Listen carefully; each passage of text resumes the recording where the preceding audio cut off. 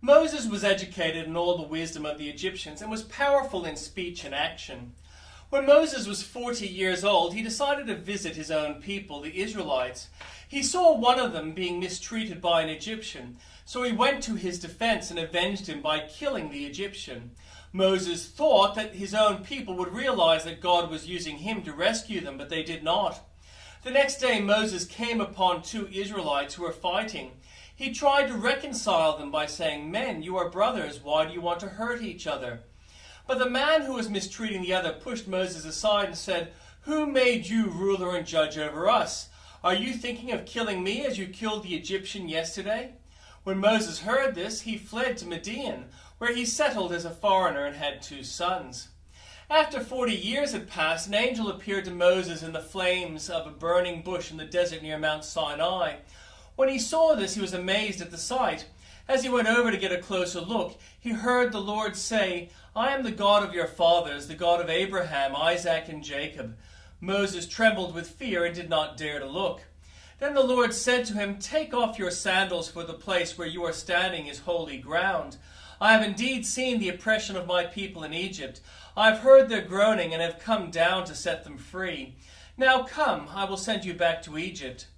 This is the same Moses they had rejected with words, "Who made you ruler and judge?" He was sent to be their ruler and deliverer by God himself through the angel who had appeared to him in the bush.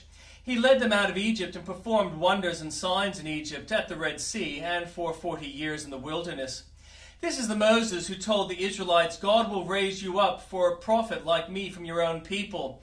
He was in the assembly in the wilderness with the angels who spoke to him on Mount Sinai and with our ancestors, and he received the living words to pass on to us. But our ancestors refused to obey him. Instead, they rejected him and in their hearts turned back to Egypt. They told Aaron, "Make us gods who will go before us. As for this fellow Moses who led us out of Egypt, we don't know what has happened to him." That was the time they made an idol in the form of a calf. They brought sacrifices to it and reveled in what their own hands had made. But God turned away from them and gave them over to the worship of the sun, moon, and stars. This agrees with what is written in the book of the prophets.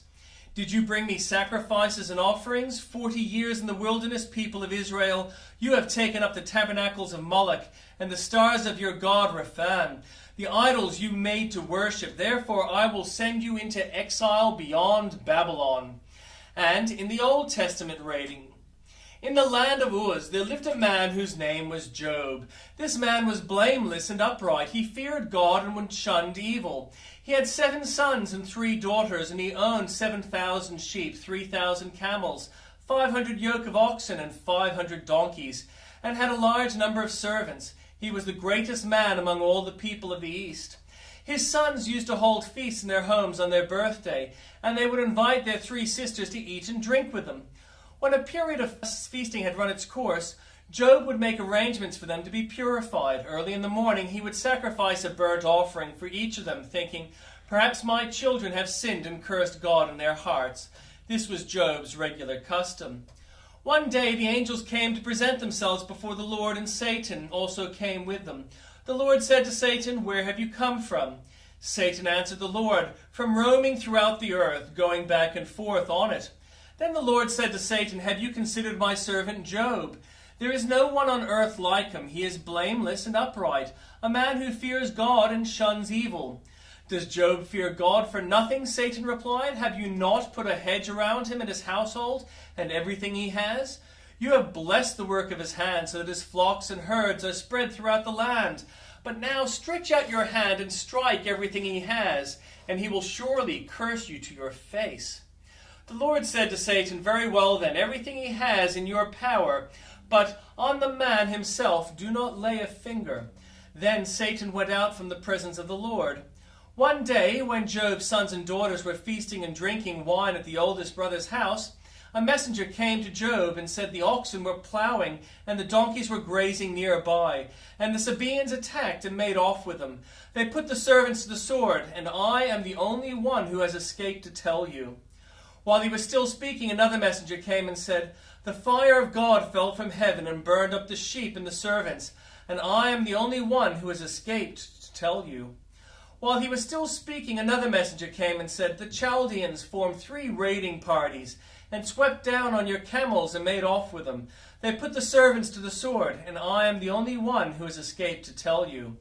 While he was still speaking, yet another messenger came and said, "Your sons and daughters were feasting and drinking wine at the oldest brother's house, when suddenly a mighty wind swept in from the desert and struck the 4 corners of the house. It collapsed on them, and they are dead, and I am the only one who has escaped to tell you." At this, Job got up and tore his robe and shaved his head. Then he fell to the ground in worship and said, "Naked I came from my mother's womb, and naked I will depart.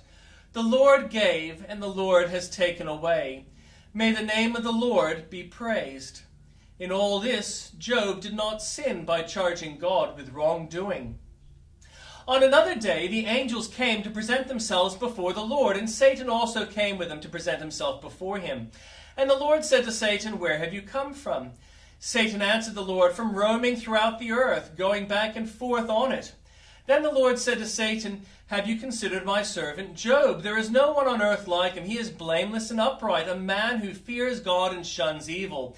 And he still maintains his integrity, though you incited me against him to ruin him without any reason." "Skin for skin," Satan replied. "A man will give all he has for his own life.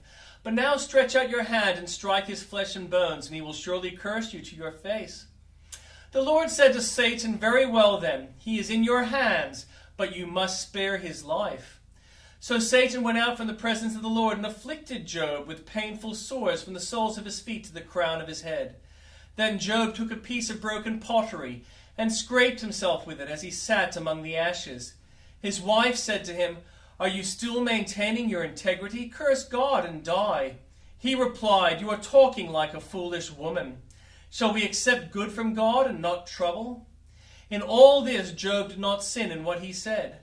When Job's 3 friends, Eliphaz the Temanite, Bildad the Shuhite, and Zophar the Naamathite, heard about all the troubles that had come upon him, they set out from their homes and met together by agreement to go and sympathize with him and comfort him.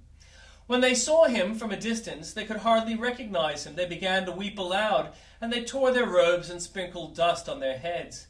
Then they sat on the ground with him for 7 days and 7 nights. No one said a word to him, because they saw how great his suffering was.